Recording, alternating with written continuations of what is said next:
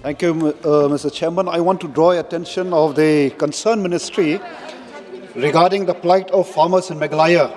Recently, I myself, witnessed the farmers in Lapangap, which is in West Giant Hills district, where farmers, they had to harvest their paddy under the protection of the police.